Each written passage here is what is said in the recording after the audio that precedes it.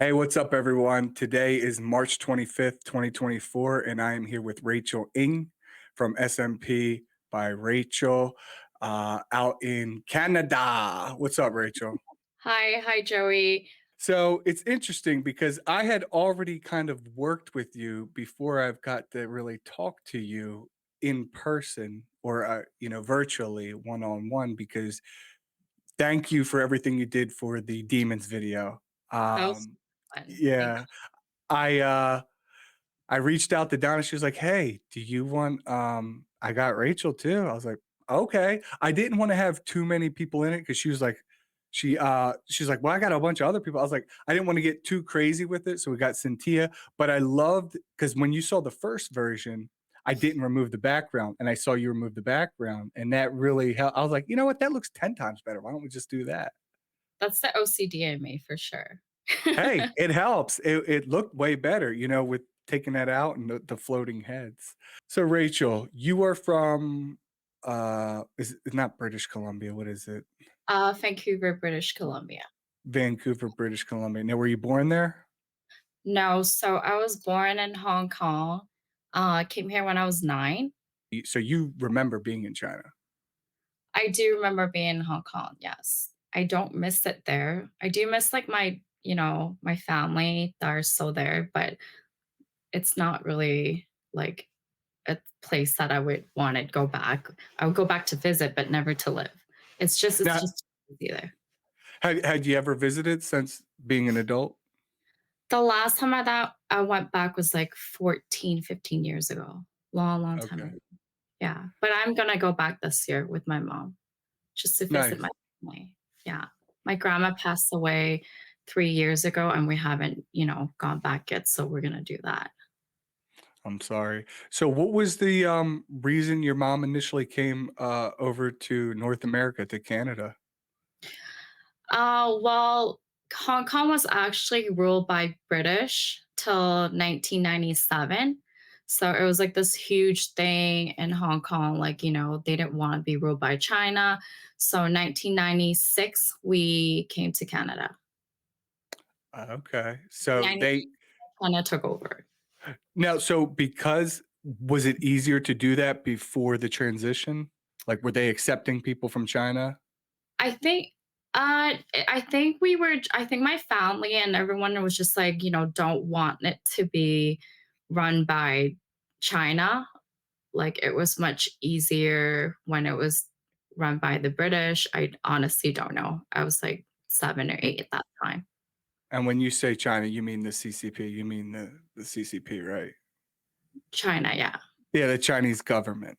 Yeah, yeah. Just 'cause I just get people and they'll talk crazy about China or they're not, very but they're what they're referring to is not Chinese people, it's the Chinese government that, and all their they have a different way of doing things, right? Yeah, for sure. And your mom probably had to actually she probably remembers all of it. Why did you choose North America, or why not the United States? Why'd you choose Canada?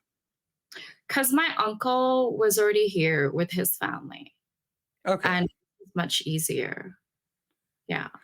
So did you speak any English when you came over No, here? no, none.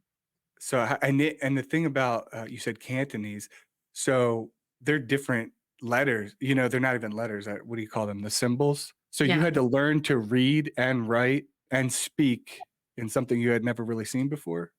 yeah. So that was hard. Tell us about that. I remember coming to Canada, like Vancouver, when I was grade 3, and I had to go into ESL. So, like, it's a different program for people who don't speak fluently. So, it's like a slower pace where you learn English. So, I did that for a year. And I guess, like, grade 5, my English was getting better because I was hanging out with, like, more the white kids. Um, and that was definitely easier for me. Just hang out with people who could speak English more. And then that really helped me improve my English. Okay, how long did you spend in the ESL program? That's English as a second language, right? Yeah, so just 1 year. Oh, wow, and you were able to pick it up and, like, get into regular classes and all that? Yeah, in grade 5. Wow. So you must have been pretty smart if you're picking it up that quick. I don't know, I don't think so. No. I feel like if I had to learn Cantonese or Taiwanese or one of those, I would have a very hard time. I would have a very hard time because the sounds are different, right? You use different sounds. Was it hard for you to learn the new English sounds? You know, because you weren't used to using, I don't know, your tongue in that way before. I think learning English would be a lot easier than learning Chinese or Japanese. Like, I think English, it would be a lot easier. Okay. Here's a question that I have that's kind of it's off topic, but Yeah. when you're speaking, you know how we speak the sentence structure? It's like I'm talking about this subject, then I'll ask you about XYZ. Uh, When I read like when it's transcribed, it looks like it's set out of order, if that makes sense. Like if I'm reading one, let's say Cantonese, uh, do they say the words in a different order? Yes, you're right. So, like, let's say if I say hello, how are you? It's not like, so hello, it's still hello. How are you? Lei ho ma. Lei is you, ho is good, ma is question mark. Like, hello, you good? Question mark. Not like, Okay. so it's Still like, makes sense though. Still makes yeah, sense, but yeah, it's a little different. yeah. Lohema, did I say that right? Lei ho ma. Lohe Lehoma. Yeah. I'll try it next time. That's Hi, pretty good. now you as somebody from China, can you tell if you go into, a Chinese-owned business, can you tell if they're speaking Mandarin or, like, can you tell the difference instantly? Right Can away. you hang with them? Could I you have could a conversation or is it too off? I could speak Mandarin. I'm not the best, but I could like understand and I could speak like maybe 60, 70%. Okay, Good enough to get by. good. Enough to Uh, get in a SMP client. do you get a lot of people from China? I think like 5%, 5 10% of my clients are Okay, yeah, that's about the same as mine. I yeah. and over here, because 'cause I'm in I don't know if you looked on the map, but I'm in Delaware. I'm about 40 minutes from Philadelphia Airport, and, so I'll get I'd say about 40% Black, 40% white, uh, and then about 10% Hispanic, and the rest, Indian and Asian. You know, that's about the breakdown of mine. Oh, I see. Okay. I don't get a lot of black. I think my like black clients are like 2%, 2, 3. Okay. Yeah. Yeah, that makes sense. I don't think there's as many, in Canada in Canada. Yeah. So are you married? Do you have any kids? I'm happily single. I was married, divorced. I have a 12-year-old daughter. She's the best. I'm still really good friends with my ex husband. We have a really good relationship. And my daughter, like I said, she's 12. Her name is Mia. Right now, I like being single. Like, I don't think I want to be in a relationship. I was divorced a long time ago, though, like 11 years ago. So So you've I don't been divorced for 11 years? 11, yeah. But I've dated here and there, and like I had two How how old were you when you got married? so young. So I had my daughter when I was 24, Mhm. and then I was married also at 24, I think.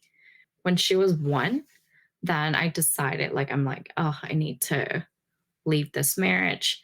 So I was a single mom for a while. Hmm. That's hard. That's hard. Being a single mom is hard.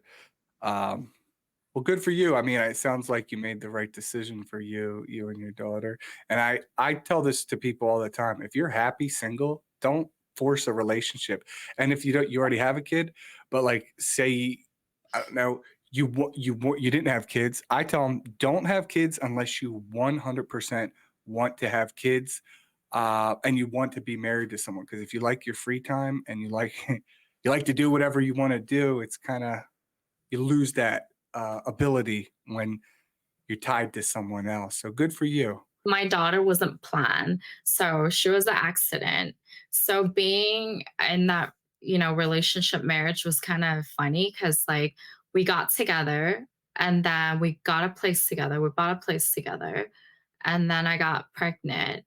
And then we got married. So I feel like I met him when I was like too young. I was only 19, 20 at the time when I met him. So, like you don't really know what to look for in a relationship. You don't know, who is your lifetime partner, how to be a mom, how to be a wife. And I just feel like we were still both so young. And at that time, I really love him. I thought, like, oh my God, he's the one. Like, I'm pregnant now, might as well have this baby. But I don't think we're both ready. So I think not being ready and not knowing if both of us are going to be okay with the baby, with us. We were kind of forced to get married because my dad was like, well, you guys are having this baby. Like, you guys should be married. So it was kind of like my dad's idea. So I don't blame him for anything because I feel like, he wasn't ready for the baby and we weren't both ready to be married. And I think that's why things didn't work out. But, we're still very close. I feel like us not being married, it's much better for, myself and for him and for my daughter. So, Yeah, no, I mean, anybody listening to this, if you've been in a household where two parents are kind of forcing it, it's not good. It's not good for the kid. yeah. And I get it. Your dad's probably old school. He's like, no, if you're gonna have a kid, you got to be married. I mean, that's a very common thing. It's a very common thing. Parents want to Yeah. see that. I mean, you gave it a shot, didn't work out. Oh well, now you're doing whatever Rachel Yeah. wants to do. And I Yeah, do. I get it, and it's hard. I mean, 24 and having a kid. I didn't have my first kid till I'm 36 to 33, I guess. Like Wait. 32, 33. And that's the reason why I waited was because my mom had me when she was 16. And Oh, so wow. when your mom has you when she's 16, I had all this crazy shit happen to me when I was a kid. And I Yeah. just was like, I don't want to put my kid through what I had to go Yeah. through. Yeah. Um, so that's kind of why I waited. But I mean, even 24 is still young. At least you're, you know, mid 20s. You got a little bit more going. Did you end up going to school after high school? No, I did not. Okay. So what kind of work did you do before SMP? So, right after high school, I got a job working at a plumbing company. Okay.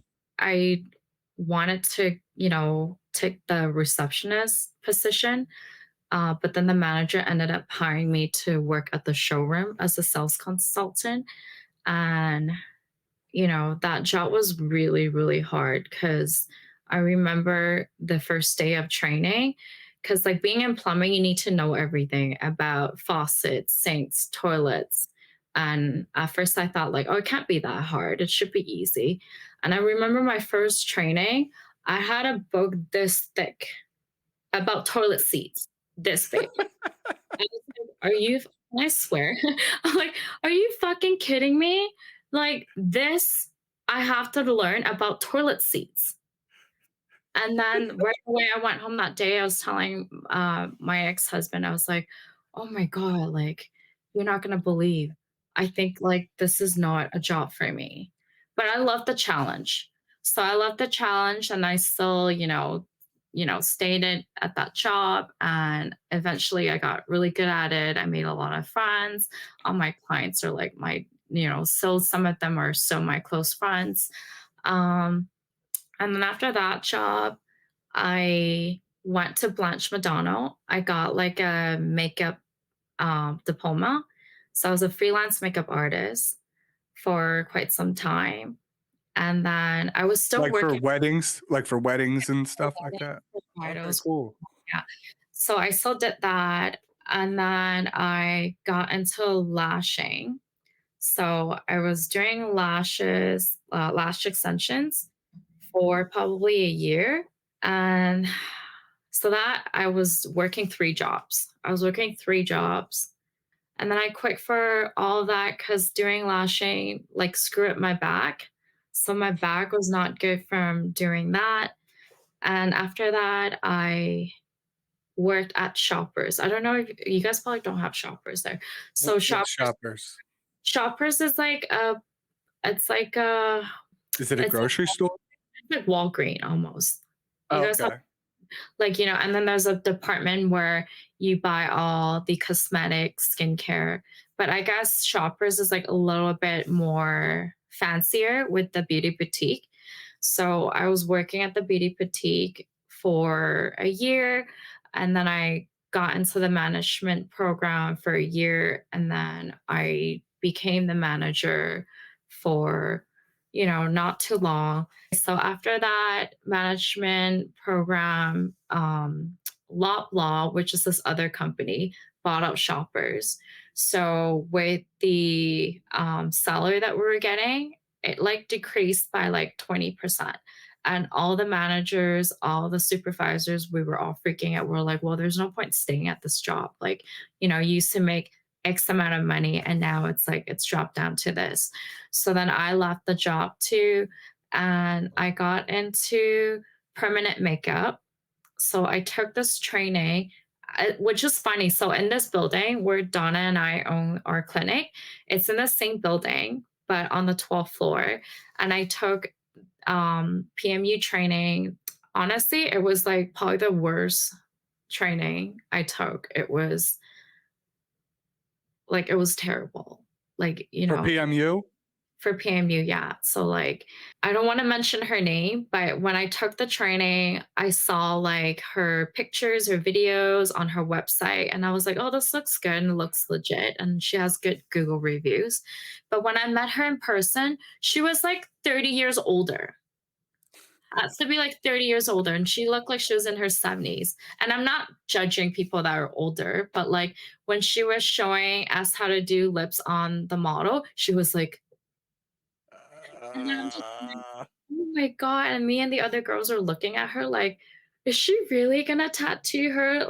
And she's like this? Because she's just too old, right? So, yeah, I get it. I get it. yeah, and her ways, her techniques was just so old school, and that after I took the training, I was like, "I can't do this. I can't take this and go and, like, mess up someone's face." Yeah. So, I didn't Smart on you, by the way. yeah. Like, Yeah. um So after that, I guess less than a year, I saw a before and after photo on Instagram. And I was like, this is so interesting. How did this guy go from bald to looking like his hair grew back? And I was like, bald and then like hair. And then like, but he didn't, it's not hair transplant. So I tried to zoom in. I was like, this is crazy that this is all tattoo. And, I have like OCD and I'm a perfectionist. And like, I remember as a kid, I could sit there for hours and just try to like color in things and make it look really pretty. And that was like my thing. So I'm like, okay, so PMU didn't work out for me. Maybe this could be something that I would, love. So I took my first training about 5 years ago from a guy out in like Vancouver here. um, at that time, I thought that training was great because I have nothing else to compare to. And after that training, I worked with him for a little bit, probably for a few months. And it didn't work out. Something happened. Um, and that was kind of hard for me because I was like thinking, well, he said I doing really good, then, and then I get the chance to work with him. And he's quite famous. He's quite well known in Vancouver. And that didn't work out. So I was like, okay, forget it. It's fine. Then I rented a room out at like a salon and I was working for like maybe 2 months or less. And, my trainer contacted me. He apologized and he said he wanted me back. And the stupid me said yes. Cause like I should have listened to myself and just like trust myself and be like, no, like I'm good. But at that time I felt like, like I needed him and he wanted me to go back. So I was like, you know what, I'm gonna go. Less than 1 month, something happened and he like mentally like screwed me over, and then he told me to go, and I did But nothing wrong.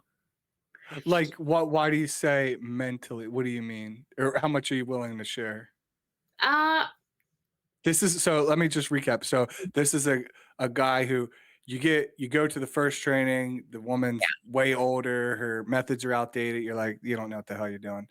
And yeah, now, maybe back in 85. But okay, so now you find someone you're like, okay, this person he knows what he's doing. yeah, I'm gonna go train with him. And so you train with him, and then he's like, I want to bring you on as like an artist to work for his company or yeah. to just do other trainings. No, work for his company. I Okay, was so like then getting you a commission. okay, and then you're working with him for a month, and what is he just like an a-hole? Is he egotistical bastard? Is he belittling you? What's happening? All that. Ah, Somewhat, I think like bipolar too. mm, So it was very tough for me. Like some days you go in, he's all happy, he's good. And some days he's like bitching at you and saying things and, saying shit for no reason. And it was very tough for me because like I gently work really well with people. Like I was in sales for a long time. Like I see people all the time. I talk to different people. Like I read them really well. But with him it was just so hard. It's almost like he wanted full control of everything, and I pretty much just like I listened to him like to like all the steps, and he would still find things to bitch at me if he was not in a good mood. So mm. it was very tough working with him. And he made me felt uncomfortable. Like there were days that where I felt very uncomfortable working with him. It was so uncomfortable to the point where I was just like, I don't know if I could do this anymore. Like I really love doing SMP, and it's great to get this like into this industry with someone well known, but it's like, do I really need that? So I felt like in a way he was like mentally fucking with me. So you were working with someone. It didn't really work out with the first person. We won't say their name. You took the second training. What happened after that? You leave. You break it off. Now what? So I leave, I break it off, ask me to go back, and then didn't work out again. So that like mentally kind of messed me up. So I stopped doing SMP for maybe about just 3 to 4, I think 3 to 4 months, not too long. But I was like, I was telling myself, like, I love doing SMP. Like, I know how amazing the results are, and I know how good it can make people feel. So I ended up setting up like a spot at home in the garage. So I was still taking clients, and that was during COVID too. So it was during COVID, and I was still taking clients, and I was working full time. I went back to the plumbing company because during Okay. COVID, no one was allowed to do SMP. No one was allowed to. I don't know if that happened to you guys in the States. We weren't supposed to. We weren't Yeah. supposed So, like, we weren't supposed to, but, like, I still did it, at my home, and I was Yeah. working full time, and then I was just like, "You know what?" For like, I knew how much I wanted to work, full time and be doing SMP full time because I hated my job. I hated working for the plumbing company. It was very stressful. The money was like crap. Like, honestly, working for that company, I think my paycheck was like 3,500, 3,800 a month. And like, how do It's you not survive? it's not it's not horrible, but you could do better. You could do better. It's terrible because I'm a single mom, right? I don't get child support. Like, I don't get money from my ex-husband, and my mom is not working. So I have a lot of bills to pay. Like, I Mhm. have to feed my daughter, feed my mom, myself. And Vancouver is a very expensive city to live in. So that amount of money was not enough at all. Like, we were pretty much like suffering.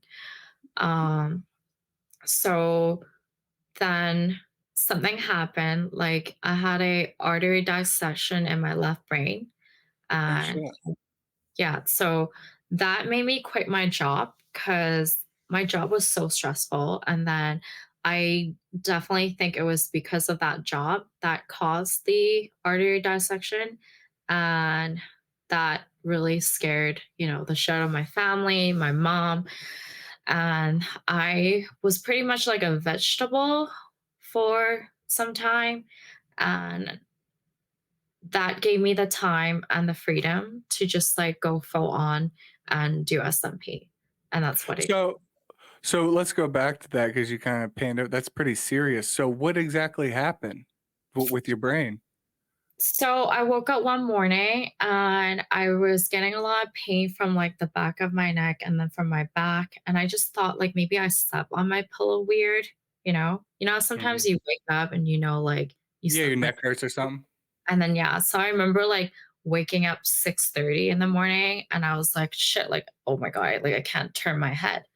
And I still went to work that day. And I remembering being in pain and then towards like 3:30, because my work was from like 8:30 to 5, but till 3:30, I was standing there shaking and I was sweating. I was sweating nonstop. And then my coworker walked over and she's like, Rachel, like you're super pale, like, and then you're like, you don't look okay. Like you need to go. So I went home. I called my mom. I told my mom, okay, mom, I'm not feeling okay. Like something is off.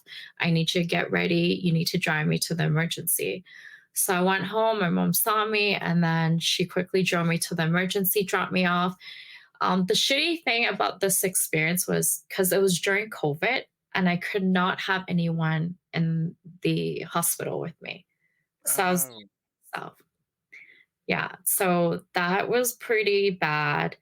Um, and I remember the emergency, the hospital was packed with people. Like people were crying, and then we all had to wear masks. And kids were crying, and people were screaming and yelling. And I remember going, I was like, "Oh my God, this is gonna take forever. Like, I'm gonna be in here forever till the doctor could come and tell me what's wrong with me." But no, like I was in there, someone took my blood pressure and did some tests on me. And right away, in less than 2 hours, I got my heart scan, all my blood work done, the CT scan. And then the doctor came and told me, like, oh, Rachel, like you have a artery dissection in your left brain. And then I'm like, what is that? And then like he showed me and he's like, well, you have, these main arteries going up to your brain from your heart. And then the left one, the main one, is torn halfway. So oh, then I was like, oh shit. I'm like, am I gonna die? And he's like, "Well, no." And then I'm like, "Well, do I need a brain surgery?" And then he said no because that's like extremely dangerous to operate at surgery. Um, and then he was like, you just have to rest. We have to monitor your blood pressure because my blood pressure was super high. It was like 190 something. It was just damn. it being super high. Yeah, they were so scared that I might like have a stroke right there. Oh So my god. then he was like, "Yeah, we need to, let you stay and monitor you." And I remember not wanting to stay because I could hear people crying and I could hear people saying in Chinese, like, like, I've been here all day. Like, when I get to see the doctor, and like, I was just not comfortable. Like, I was already in pain. And then I asked him if I'm going to die. He said no. And I'm like, well, is there anything you could do? He said no. So I'm just in here taking all these medications and you guys can't help me, then I might as well go home. And I'm very, very stubborn. I don't know if Donna told you, but like I'm very stubborn. So I was like, well, you guys can't do anything. And I don't want these people like, like I'm kind of like wasting the bed space. Why don't I just go home? Like, and then they're like, well, we are suggesting you shouldn't, but if you have to, if you want to go, then we can't stop you.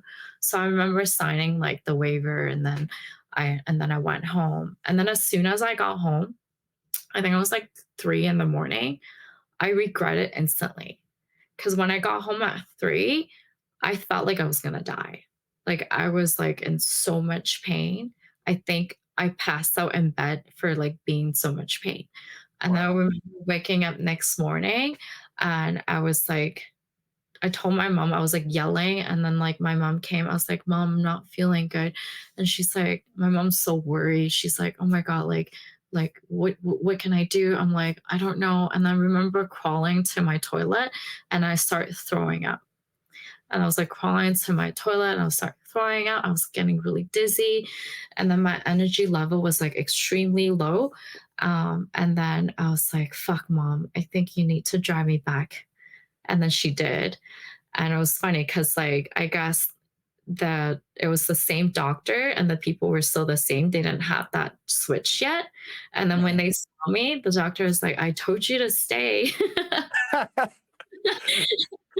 So once I got back the next day, I was in there for 5 days. Oh, shit. And now what, did they have you sedated the whole time, or No, so they had to, like, make sure I was taking all my medication on time, and then they did a lot of blood work, and then the nurses kept coming in and out just to make sure my blood pressure could go down, because my blood pressure would not come down because of all the pain that I was experiencing.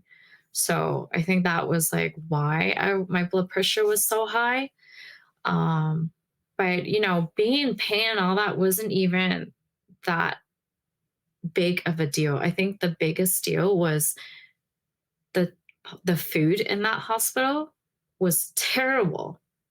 It was so bad. I remember telling my sister, I was like, "No wonder people go in the hospital and a lot of them end up dying because 'cause they're eating all this shit food." Like, I'm like, "I cannot eat this." And I love eating because my mom is such a good cook. Like, my mom is amazing with her cooking. So, my mom cooked, lunch and dinner for me every day, and what, drop it off? and then drop it off, and then the nurse would bring it to me. Oh, So that's nice. Yeah. yeah, so I think and then I still joke about it. I was like, "I think that was what made me survive." Yeah. That's good. That's a good mom. That's a good mom. So what Yeah. ended up happening with, your brain? I mean, did it heal up? Are you good now? Yeah, so I'm good now. Like, I'm good now. Yeah, it took 6 months. It was, like, 6 months for it to heal. That's really serious, and so during that time, you're able to Yeah, just think about, "What do I really wanna do with my life?" I guess, right? yeah. I was thinking SMP all the time. I was Wow. like, "How am I gonna get back in there? How am I gonna, start working? I need to, like, find a spot and then look for clients." I remember being sick still, like, I went on Craigslist and, like, posted to, like, "Hey, promotion price," like, "Need to look for, clients." And I think the first 4 or 5 clients I got was from Craigslist. That's great. I gotta get on Craigslist. Yeah, I gotta try that out. That's a good marketing tactic. You hear that, people? Go on Craigslist, put it out there. yeah. That was, like, the cheapest way because it's only Yeah. $5 a month. Yeah. Man, marketing adds up, it's expensive, my never-ending That's it. debacle. Well, So then, okay, so you get better. How did you end up linking up with Donna?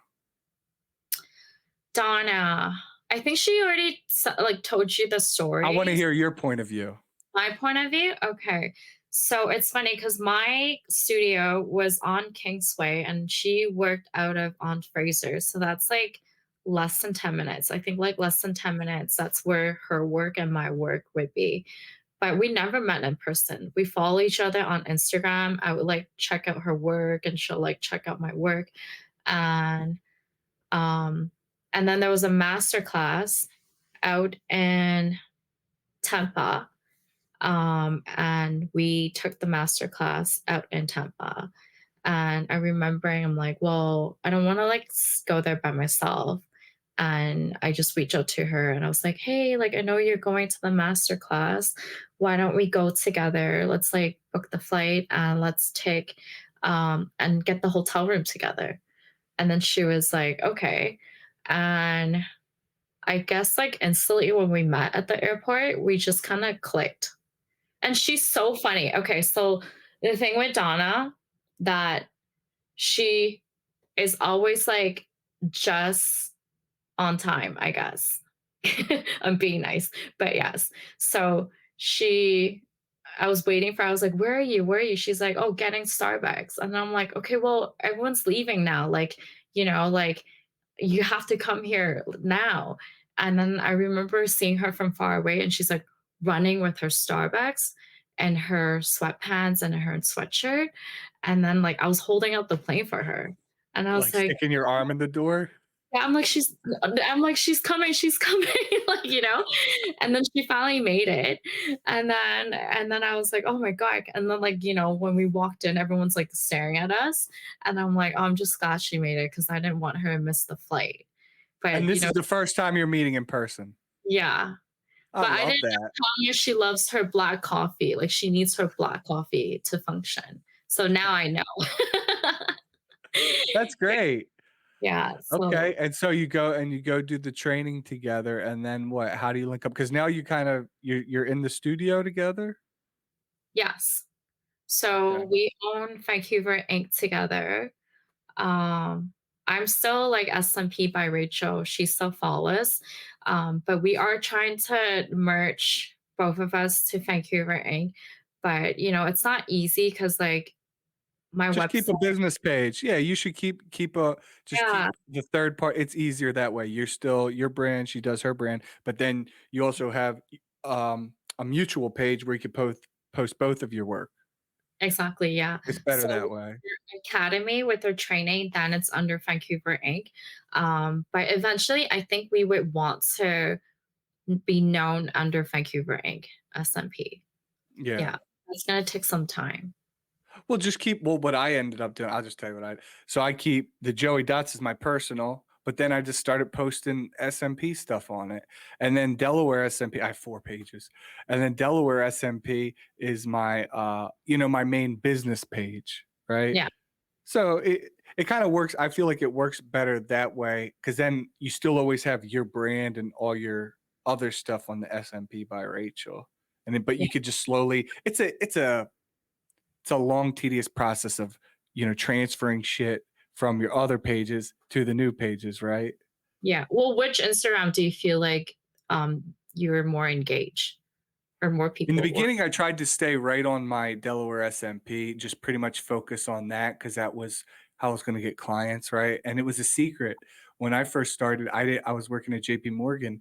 I didn't want my coworkers to know that I was doing SMP. So Oh, I didn't post anything on my personal stuff. And I didn't really follow or friend anybody on Facebook, any of my coworkers, because I didn't want them to see my life outside of work. I just want them to think I'm this. I wouldn't say professional. perfect, but yeah, person who does everything by the book. Yeah. A very professional environment. Yeah. So I took my time with that, and then eventually, once I left, I was like, "Fuck it, I'm just gonna post whatever I feel like posting." And now on Delaware SMP, I'll occasionally post stuff with my, personal stuff, but not as much as my actual Joey Dots page. Mm. And then it's just it's better to have them too, just in case you get shadow banned or you get flagged. Like I get flagged randomly for stuff, so it's better to have like a backup page, I guess you could call it as well. Yeah, that's smart. That's just my experience. And I don't have I have a TikTok. I've uploaded 3 videos. I haven't even checked it. It's on my backup phone. Yeah. Are you big on TikTok? Are you a TikToker? I am not. I Yeah. am I actually don't like social media. Like, I tell my friends, I tell my clients, like, if it wasn't for work, like, I want to just throw my phone away. But I feel nowadays, you. you do need your phone. You need to be on social media, you know? So Especially when you have this type of service, right? You got to in order to market it, I mean, social media is the best way. So Donna gives me shit all the time, and I'm guilty for it because it's like I'm really good at like, taking my time, helping with my clients, and then I'll take like before and after photos on my phone. And I'm good at like posting stories. It's like if it's like right after the procedure, I'll take it and then I'll post. But then just not, I don't know, like I just don't I'm not motivated to be, like, making a post, making a reel, and then, like, type it in and have to tag people and then say this and say that. Like, I don't know, like, I need to be better at doing that. I'm just not good at doing that. I know exactly how you feel. I know Yeah, exactly how you feel. It's just gotta do it. You know, it sucks. I also have a love-hate relationship with social media. And like we were yeah, talking earlier, we're the last generation. Rachel and I both graduated 2005 from high school. We're the last generation to go through high school, no social media. My Zanga was coming out like late April, May, and then I got MySpace. I'm sure you probably had MySpace too. And then eventually Facebook was just for college students. And then in like 2007 or 2008, it was open to everybody, and that's when it really took off. Was that how it was for you as well? yeah, I'm thankful that we didn't. You know, some people, could I have maybe more made more connections, I'll say. I would have ended up honestly just getting myself in trouble if I had social media, in high school. Don't you yeah, think? You would have yeah. did something stupid or I did a lot of stupid shit in high school, a lot. yeah, yeah. Well, actually, probably my whole life, but yes, like, yeah, I did a lot of stupid shit in high school. And you weren't able to record it because you probably would have wanted to record it and post it on YouTube. "Oh, this is funny, this is great," but really we would have just got ourselves in trouble. Yeah, no, I got in a lot of trouble with the principal for sure. She Yeah. thought she thought I bombed her office, but I didn't. Bombed Yeah, it. this was on the news. So she um saw me in the hallway. I was skipping class, and she like walked to me and she was like, "Rachel, what are you doing?" And I didn't have an answer, couldn't lie. I clearly was just skipping class. And I didn't say anything, and she was like, she said a lot of stuff, and then like she was just being a bitch, and nobody liked her in that high school. She's like literally the biggest bitch. She's like the skinny, tall, short hair, and she's always mean, doesn't smile, doesn't say hi. She's always just like onto me. And I remembering one time I just snapped. I was like, "You're a fucking bitch." And then she got so mad at me, and then she ended up calling my dad and telling my dad, like, I have to watch my behavior, and I had to like do like detention, and like I had to pick up garbage in front of the school. Like it was so embarrassing. I had to do that for Ah, so I had to do that one week, picking up garbage, and then that's like right after school. She did it on purpose so everyone could see that yeah. like I was saying or whatever being bad. Um, and then and then it was exactly 1 week after, someone threw, like, a bomb in her office at night. Like, what kind when you say bomb, you mean like It an was like a water explosive? I would think it was like a water bomb or something, and then her office blew up. So I think some guy, like, broke the window because her office was, like, outside, like, like, it's not inside the school, it's, like, Detached? yeah. So then, like, I think someone, like, threw the bomb, and then her office blew up, and ever What since the fuck? and it was on the news, and since that, she was so nice to me. She probably thought I did it. She probably thought I did it, and she was afraid that I would, like, do something to her. And Jesus. and since that, she would, like, look at me and smile and say good morning, but, like, I didn't do anything. I didn't do anything, but I found out who did it. It was some grade 12 kid. It was some grade 12 Indian kid that did it, but it wasn't me, but she thought it Wow. was me. And then I was like, "Well, good for that that happened, because Yeah. then." Maybe Yeah. it made her realize that maybe I shouldn't be a big, bitch all the time, and maybe I should, you know Yeah. I mean, and the fact that you called her that, I think the punishment's not that bad, picking up garbage, you know? Yeah. Yeah. Oh, that felt Wow. so good when I said it. All my friends were like, "Good job for telling her that." I was like, "She is the Yeah, fucking bitch." But now I yeah. can't teach my daughter, like, I can't tell my daughter any of this stuff. Maybe when she's older. Yeah, yeah, you don't want her to try and reenact it, right? Yeah, no, not at all. Thank you for sharing that, Rachel. So, um, let's go back. So you said your building that SMP Vancouver Inc. is in is there's 14 floors? Yeah, it's in the Really? medical. Yeah, it's in the Oh medical. shit. Wow. So you're in like a high rise. Yeah, it's in a really good space. That's cool. I didn't know that. I didn't know you guys were rolling like that. So that had to be a pain in the ass moving in though. Actually, for some weird reason, everything like worked out like really good. I don't know if Okay. Don that with you. So it's like we did our first training together in end of October, and then we talked about like getting a place together. And then we looked for a place in November. By December, we signed the contract. And then January 1st, we got the spot and then we were renovating. February 1st, we already started working. That's So awesome. so it was like boom, boom, boom. Like everything was just like worked out so quickly. Good for you. Good for both of you. I'm Yeah. glad you found a partner that you actually get along with. So, I saw you recently went to a training. What was up with the Beverly Hills thing? What were you ladies doing down there? So that was the training called Scalp Air. Um, it's a new technique from Korea.